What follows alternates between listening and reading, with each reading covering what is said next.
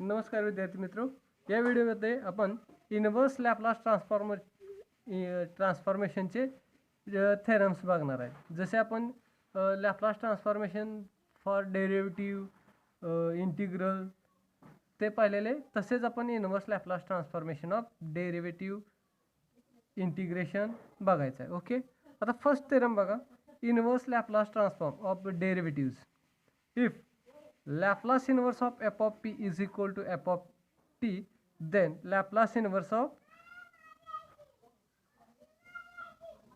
f raised to n f of p raised to n is equal to minus 1 raised to n t raised to n f of t. Okay, हे आपल्याला prove करायचं आहे। We know that Laplace transformation of f of t is equal to f of p, आणि आपण Laplace ट्रान्सफॉर्मेशनचा डेरिव्हेटिव्हचा theorem काय होता बघा, Laplace transformation of t raise to n f of t is equal to -1 raise to n d n upon d p raise to n f of p, म्हणजे nth derivative of F of p. Okay, is equal to -1 raise to n nth derivative of F of p. Okay, हे आपल्याला माहीत होतं. मग आपल्याला कशाचा formula find करायचा आहे, Laplace inverse of nth derivative of F of p. मग काय करायचं, हे इक्वेशन मिळालेले कुठलं, Laplace transformation of t raise to n f of t is equal to -1 raise to n nth derivative of F of p. Take Laplace inverse on both side, we get Laplace inverse into Laplace transform of t raise to n f of t is equal to Laplace inverse of -1 raise to n nth derivative of F of p, which implies that Laplace inverse and Laplace transform we get identity, which implies t raised to n f of t is equal to minus constant आहे -1 raised to n. Laplace inverse च्या बाहेर घेऊया, Laplace inverse of nth derivative of F of p. Okay, इथपर्यंत समजलं, काही केलेलं नाही, फक्त लॅपलास ट्रान्सफॉर्मेशनचा डेरिव्हेटिव्हचा nth डेरिव्हेटिव्हचा फॉर्म्युला इथे यूज केलेला आहे, आणि दोन्ही साईडचा लॅपलास इनव्हर्स घेतलेला आहे आणि सिम्प्लिफाय केलेला आहे. आता बघा इथपर्यंत t raise to n which implies t raise to n f of t is equal to -1 raise to n Laplace inverse of nth derivative of F of p. Okay, which implies Laplace inverse of nth derivative of F of P is equal to -1. हे इकडं अंशतः इकडे गेल्यानंतर छेदात होणार आहे, -1 raise to -n t raise to n f of t. Okay, आता बघा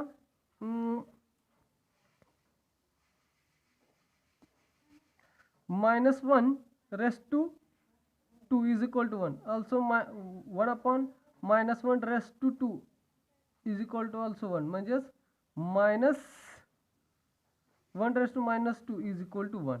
त्याचप्रमाणे t raise to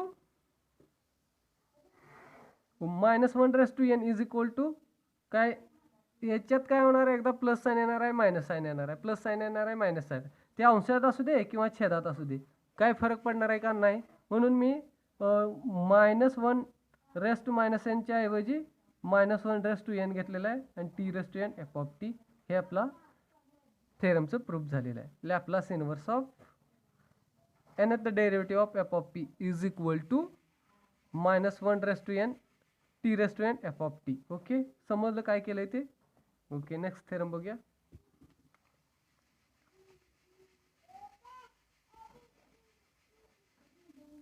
inverse Laplace transform of integral. बघा थेरमचं स्टेटमेंट काय, if Laplace inverse of F of P is equal to F of T then हा बरोबर आहे, then Laplace inverse of integration P to infinity F of x D x is equal to F of T upon t, हे prove करायचं आहे.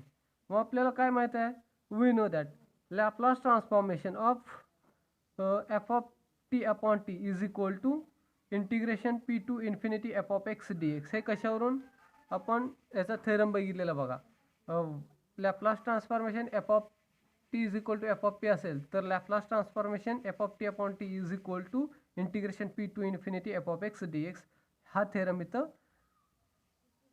Use करायचा आहे. Okay, provided काय असलं पाहिजे, limit T tendings to 0 F of T upon T exist व्हायला पाहिजे. ओके, इथंपर्यंत समजलं काय केलं ते. आता काय करायचं, दोन्ही साईडचं लॅपलास इनवर्स घ्यायचा. बघा, take Laplace inverse on both side we get Laplace inverse of this, या अगोदर लिहिले Laplace inverse of integration P to infinity F of x D x is equal to F of T, hence the proof. काही अवघड नाही ह्याच्यात. इथं फक्त हा थेरम महत्त्वाचं माहीत असणं इम्पॉर्टंट आहे. इथं ज्याला लॅपलास ट्रान्सफॉर्मेशनचे सर्व थेरम्स माहीत आहेत त्याला लॅपलास इनवर्सचे थेरम प्रूव्ह करण्यात काही अडचण येणार नाही. फक्त तो थेरम लॅपलास ट्रान्सफॉर्मेशनचा ॲज इट इज लिहायचा, त्याचा दोन्ही साईडचा लॅपलास इनवर्स घ्यायचा, हेन्स ते रिझल्ट मिळतो. नेक्स्ट थेरम बघूया.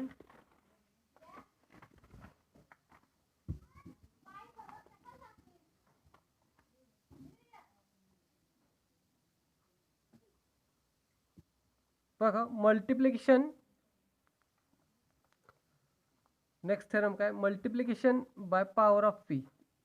थेरमचं स्टेटमेंट काय बघा, if Laplace inverse of F of P is equal to F of T and F of 0 is equal to 0 then Laplace inverse of P into F of P is equal to f dash t. Okay, इथं आपल्याला हा थेरमचं use करायचं आहे. Okay, we know that काय, Laplace transformation of f dash t is equal to p into Laplace transformation of f of t minus f of 0. Given that काय आहे, f of 0 is equal to 0, we get the Laplace transformation of f dash t is equal to p Laplace transformation of f of t. Okay, which implies Laplace transformation of f dash t is equal to p into f of p. Okay, take Laplace inverse on both sides, we get Laplace inverse into Laplace transformation of f dash t is equal to Laplace inverse of p f of p is equal to Laplace inverse of p f of p is equal to f dash t. Okay, in general काय असणार आहे, Laplace inverse of p raised to n f of p is equal to nth derivative of f of t if f of 0 is equal to 0. काय अवघड आहे का, तिथं डेरिव्हेटिव्हचा Laplace ट्रान्सफॉर्मेशनचा formula माहीत पाहिजे होता. एफ ऑफ आणि फक्त काय घेतलं, दोन्ही साईडचं लॅपलास इनवर्स घेतलेला आहे, हेन्स दी प्रूफ. ओके, ऑब्जेक्टिव्हसाठी हे महत्त्वाचं आहे. नेक्स्ट थेरम,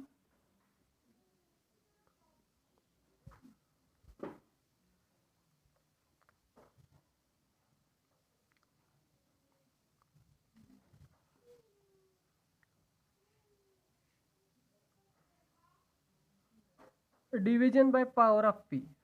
ओके, ह्याचं स्टेटमेंट काय बघा. Okay, if f of t is sectionally continuous and exponential order of a and such that limit t tending to 0 f of t upon t exists, then for p greater than 0 Laplace inverse of f of p upon p is equal to integration 0 to t f of x dx. Okay, मग consider करूया प्रूफमध्ये बघा direct, let gt is equal to integration 0 to t f of x dx. Okay, then gt dash म्हणजे derivative घेतलं त्याच्या ह्या इक्वेशनचं, तर हे काय मिळणार आहे, एफ ऑफ टी मिळणार आहे. जी ऑफ 0 इज 0 असणार आहे. मग take Laplace,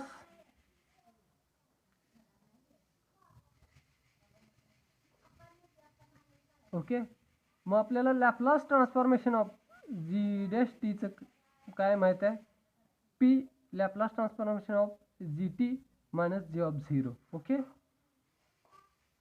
Laplace transformation of g dash t is equal to p into Laplace transformation of gt.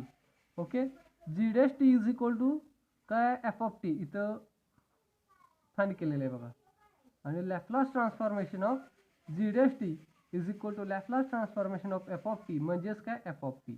याची व्हॅल्यू काय मिळाली आपल्याला, f of p मिळाली.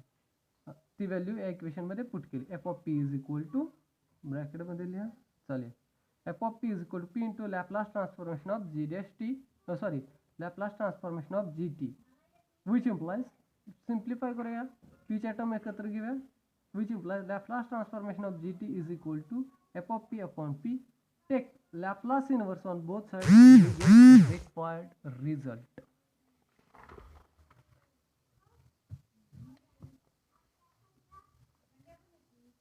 बघा लॅपलास इनवर्स घेतलं दोन्ही साईडचं इथलं लॅपलास ट्रान्सफॉर्म आणि लॅपलास इनवर्स गेट कॅन्सल म्हणजे Laplace inverse into Laplace is equal to identity that is 1 product घेतोय म्हणजेच आयडेंटिटी 1 असणार आहे Laplace inverse of F of P upon p is equal to G t g t value इथं put up करा where g T is equal to integration 0 to t f of x D x therefore Laplace inverse of F of P upon p is equal to integration 0 to t f of x dx. Okay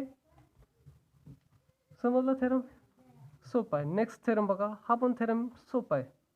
आता इथं f of याच्यामध्ये Laplace inverse of F of P upon p होतं त्यावेळी integration काय याचं उत्तर काय आलं integration 0 to t f of x D x p square असेल तर 2 टाइम इंटिग्रेशन पी क्यूब असेल तर 3 time integration and so on n time असेल तर एन टाइम इंटिग्रेशन. तर सेकंड याचं लॅपलास इनवर्स फाइंड करूया अगोदर नंतर एनचं बघूया.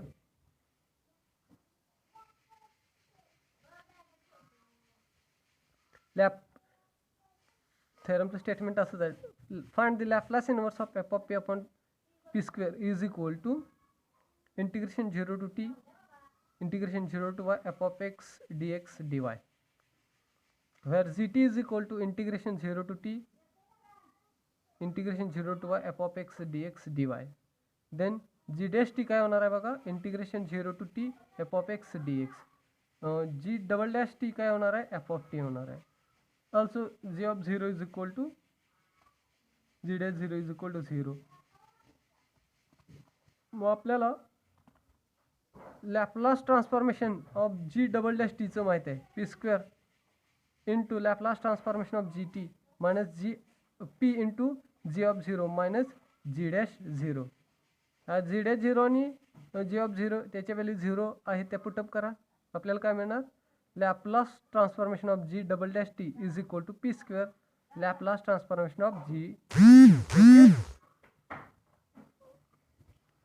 याची व्हॅल्यू आपल्याला काय मिळाली Laplace transform of g dash t ची व्हॅल्यू काय एफ ऑफ टी त्याचं लॅपलास ट्रान्सफॉर्मेशन म्हणजेच F of P is equal to P square Laplace transformation of G T which implies Laplace transform of G T is equal to F of P upon P square take Laplace inverse on both side